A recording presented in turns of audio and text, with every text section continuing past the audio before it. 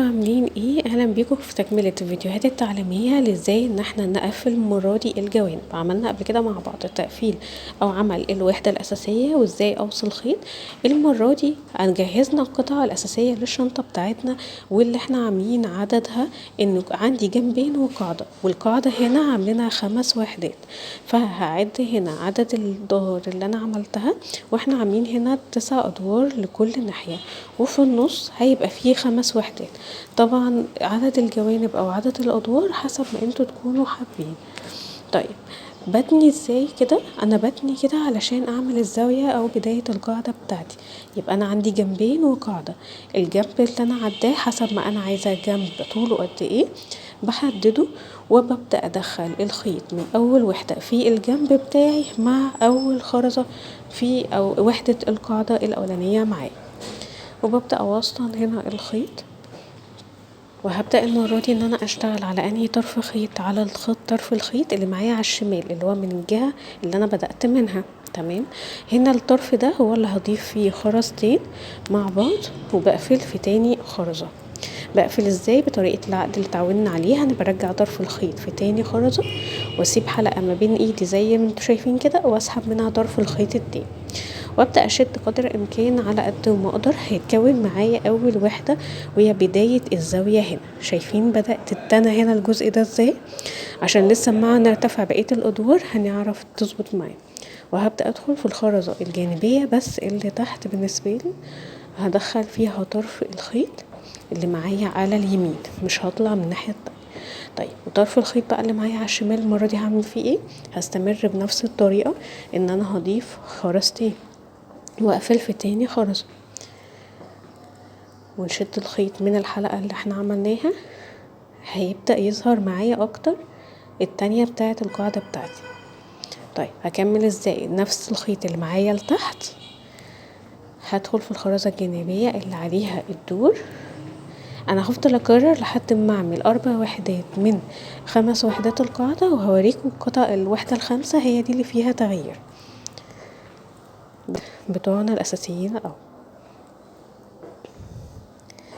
كده اتكون معانا تالت واحدة، وبدأ يظهر معايا شكل القاعدة او الجوانب بتاعتي. وهدخل في الوحدة الرابعة بنفس الطريقة، تكرار للي احنا عملناه قبل كده. برضو ما زلت انا على الخيط اللي على الشمال بضيف خرزتين وبقفل في تاني خرزة،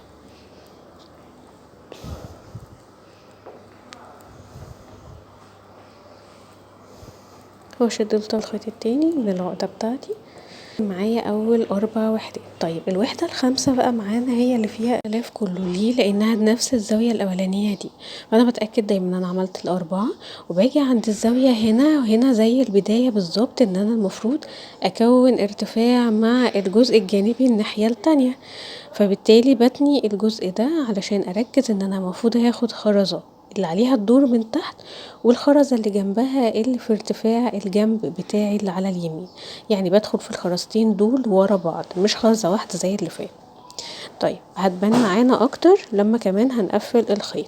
يبقى انا بدخل في الخرزتين اللي ورا بعض المرة دي بتاعة القاعدة وبتاعة الجنب، وببدأ احط في الخيط عادي اي طرف منهم هحط خرزة، وابدأ ان انا اقفلها بالعقد بتاعي واشد العقدة بالشكل ده. يظهر معايا هنا خلاص اول صف هتلاقوا مشدود او شادد الجنبين معايا، وهنا بيظهر ان انا قفلت بداية تقفيل الجنبين معايا انه هيرتفع عليهم بقية الشغل الجاي. طيب شايفين هنا القاعدة بدأت تتكون ازاي؟ وبنفس النمط ده طبعا اللي هنشتغل بيه الناحية اللي هناك. طيب ازاي بقى ان انا هرتفع الدور الجديد؟ المرة دي مش احنا اشتغلنا واحنا على الشمال، اشتغلنا على الخيط اللي على الشمال، المرة دي هشتغل على اليمين، لان انا نهاية القفل الخيط معايا على اليمين. فعندي هنا الخرزة الجانبية اللي فوق اللي هي تاني واحدة في الجنب بتاعي، بدخل فيها طرف الخيط اللي معايا على اليمين، ونفس طرف الخيط ده هو اللي هشتغل عليه المرة دي. لا شمال لا، يبقى هشتغل على اليمين، وهبدأ احط فيه الخرزتين واقفل في تاني خرزة بطريقة العقد زي ما احنا متعودين، وببدأ اشد من العقدة طرف الخيط التاني ونشد الخيط. وزي ما انتوا شايفين كده بدأت تظهر معايا بشكل واضح جدا ارتفاع الدور التاني وتكون الجنب معايا اللي احنا بنقفل. طيب المرة دي بقى الخيط اللي معايا تحت هدخله في الخرزة الجانبية اللي عليها الدور شمال، هي هتيجي كده معاكوا تلقائي. والخيط اللي على اليمين بالنسبة لي هو ده الخيط اللي فوق، ببدأ اضيف عليه الخرزتين اللي عليهم من دور. يبقى بس الدور التاني احنا بنعكس الاتجاه وبنركز ان احنا دخلنا الخيط في الخرزة في الدور التاني الجانبي بتاعي عشان ابدأ ارتفاع الدور التاني. هكمل بنفس الطريقة دي لحد ما انا اوصل الناحية التانية. فهنا لسه وحدتين، هخلص كده الاربع وحدات. عملنا الوحدتين ووصلنا الوحدتين اللي بعد الاتنين اللي عملناهم سوا، وصلنا الرابعة نفس النقطة بتاعت نهاية الدور الاولاني، ان انا عايزة الخرزة اللي تحت معايا وفي نفس الوقت الجنب بتاع الشنطة جه معايا، يبقى هدخل في الخرزة الجانبية بتاعتي دي مع الخرزة اللي تحت علشان اشد الجنب معايا ويتقفل معايا الدور التاني من الجنب التاني زي ما عملناه في اول الصف. بصوا اهي. طيب هنبدأ ناخد الخيط اللي على الشمال ده واحط فيه الخرزة، نقفل فيها، اشد الطرف الخيط التاني من العقدة.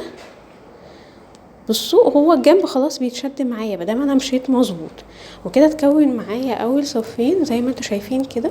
والموضوع كله مش هيبقى حاجة غير انه تكرار، ان انا هرتفع كل الصفوف زي ما انتوا شايفين كده. اركز ان انا لما اجي عند نهاية سطر باخد الخرزة من الجنب بتاعي وببدأ اضيف عليها الخرزتين اللي عليهم الدور حسب اتجاه يمين ولا شمال. كده خلصنا الارتفاعات، وحبيت بس اوريكم جزء في اخر دور علشان تبقوا شايفين برضو التقفيل بيكون ازاي. زي ما انتوا شايفين بنفس النمط بدخل برضو في الخرزة الجانبية بتاعتي اللي هي اخر وحدة في الجنب بتاعي، ونفس الكلام انا هنا على الشمال يبقى بضيف في الخيط اللي على الشمال وابدأ اعمل الوحدة. ده بس عشان في ناس كتير بتخاف من التقفيل او انهم يوصلوا لاخر صف ويبقوا مش عارفين يعملوا ايه، فعشان يبقى معاكم كل الخطوات. او بصوا بما ان كمان كنا عاملين الجوانب عددها مظبوط هتلاقوا التقفيل بيظهر معانا مظبوط وبتبقى متقفلة متساوية من الجانبين بنفس الطريقة. ودخلت الخيط اللي تحت في الخرزة الجانبية اللي تحت، والخيط اللي فوق بضيف عليه الخرزتين وبقفل بطريقة العقد بتاعتي اهو زي ما انتوا شايفين كده. واكمل بقية الوحدات بتاعتي لحد ما اوصل لاخر وحدة.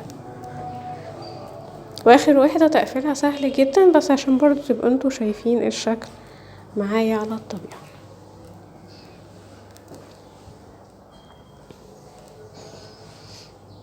وزي ما انتوا شايفين بما ان شغالين الشنطة الخرز المناسب مع الخيط المناسب وشادين العقد بتاعتنا وشدينا الخيط واحنا شغالين، زي ما انتوا شايفين كده الشنطة واقفة، يعني واقفة رغم ان احنا لسه ما كملناش ما عملناش التقفيلة من فوق ما عملناش يد ليها. لا الشنطة واقفة معانا من غير ما نعدل اي حاجة. وصلنا كده لاخر واحدة، نفس بقى ما تعودنا الخرزة اللي تحت، وهدخل على طول في الخرزة الجانبية اللي هي في الصف بتاعي الجانبي وهبدأ اقفل بالخرزة النهائية. والمرة دي خلاص انا مش هرتفع اي حاجة، انا كده خلصت الصف مظبوط معايا، الجنب مظبوط معايا، الارتفاعات متساوية من كل الجوانب. وزي ما انتوا شايفين كانت واقفة معانا رغم ان احنا لسه ما عملناش الجنب التاني كمان. فكده خلاص مش باقي غير تقفيل الخيط. وزي ما انتوا شايفين الشنطة مفرودة، الخيط مشدود، والوحدات قدام بعضها. طبعا بنقفل كمان الجنب من الناحية التانية. وبعد كده هوريكم بس حاجة بسيطة خالص، وهي ازاي ان انا بضم الجزء الجانبي ده. احنا ليه عاملين 5 وحدات او عموما ليه بنعمل عدد فردي؟ بنعمل 3 او 5 او 7 علشان اعرف اتنيه من النص ويبقى عندي 3 وحدات في النص زي ما انتوا شايفين كده، اقدر اقفلهم وابني عليهم اليد اللي هي بنعملها قوس او نص دايرة. او في نفس الوقت من غير ما نعمل اليد دي ان يكون شكل الجزء ده مضموم وبيدي شكل حلو قوي واحنا شغالين. طيب انا مبقيه الخيط معايا هعمل ايه في الخيط؟ هلف الخيط ان انا عايزة ادخله من عند تاني وحدة، الخرزة الجانبية بتاعت تاني واحدة.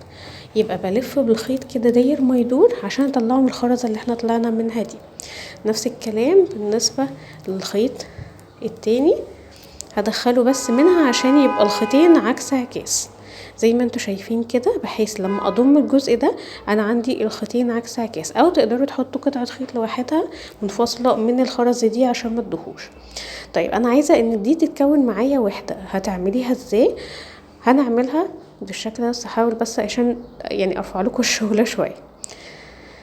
انا عندي الثلاث خرزات دول وعايزة ان اقفل قصادهم بخرزة، فهحط خرزة كده في الخيط اللي فوق، وهدخل في نفس الخرزة الجانبية المقابلة اللي انا اشتغلت عليها، اللي هي تاني واحدة من الناحية التانية، أو زي ما انتوا شايفينها كده. شايفين لما الخيط اتضم خلاص كأن متكون الوحدة اللي فوق ازاي. طيب وهحط خرزة كمان عشان اقفل فيها، واشد طرف الخيط اللي تحت، وهتتفاجئوا بالشكل اللي متكون معايا. اتقفلت واحدة فوق وواحدة تحت مرة واحدة، وباين معايا الشكل على طول. طيب انا عايزة اقفل كمان لتحت، يبقى هدخل في الخرزة الجانبية دي، شايفين صباعي نفس الصف اللي انا اشتغلت عليه، هنزل بس في الخرزة اللي في الوحدة اللي تحتي. يبقى هدخل هنا، ونفس الخرزة دي من الناحية التانية هدخل فيها الخيط برضه. بس طبعا هنا بتبقى العملية ضيقة شوية، بحاول بس ادخل طرف الخيط، وممكن نشده بمقص او حاجة. ونفس الكلام الناحية التانية في نفس الخرزة هنا كده. نزلت الخيطين لتحت، معايا خرزة فوق وخرزتين على الجنب، يبقى بضيف خرزة واحدة عشان اقفل واشد الوحدة بالشكل ده. هيبقى تكون معايا تقفيل وحدتين من الجنب بتاعي. وطبعا نقدر نزود لو احنا حابين، او نقدر نسيبها كده عشان تسيب محيط الشنطة من جوه تحت واسع، ينفع ان هو يكفي حاجات كتير. وطبعا مش بيبقى باقي حاجة غير ان احنا بقى نقفل على ده بزيادة. نقفل عليه ازاي، او نقفل الخيط ازاي؟ بان انا هرجع الخيط زي ما احنا متعودين في طريقة تقفيل الخيط، ان انا برجع الخيط والفه داير ما يدور بعقدة حوالين نفس الوحدات اللي احنا اشتغلناها مرة تانية. وفي الجنب بالذات بيفضل ان احنا فعلا نعمل ده علشان تبقى ماسكة نفسها، واما نيجي نحط الحلقات سهلة الفتح او كده تكون ثابتة معايا، او حتى لو جينا نوصل عليها اي نوع يد تكون ثابتة. وطبعا كنا عاملين فيديوهات قديمة لطريقة وصل الخيط وطريقة عمل الوحدة الأساسية، بس ان شاء الله هنكرر لكم ده في فيديوهات جديدة عشان تظهر ليكم، لان انا عارفة ان الفيديوهات القديمة شوية مش بتظهر للناس كلها، فانا هحاول ان انا اعيدها لكم بإذن الله. وانا زي ما احنا متعودين انا بعدي الخيط من حوالين طرف الخيط التاني عشان يتشد معايا ويتكون عقدة زي ما انتم شايفين كده، وبتلاقوا اصلا القطعة اتشدت معاكم. وهكمل بنفس الطريقة اللي فوق الوحدة دي والوحدة اللي فوق كمان عشان تتضم معايا، وكده يبقى الاساس بتاع الشنطة معايا اتكون. اتمنى ان يكون الطريقة وصلتكم بشكل سهل، واتمنى ان انتوا لو عجبكم الفيديو تشيروه لكل حد محتاجه، وما تنسوش الاشتراك في القناة وكمان تفعيل الجرس ولايك للفيديو لو عجبكم. وهستنى انتوا عايزين تعليم ايه تاني في الكومنتات عشان اسجله.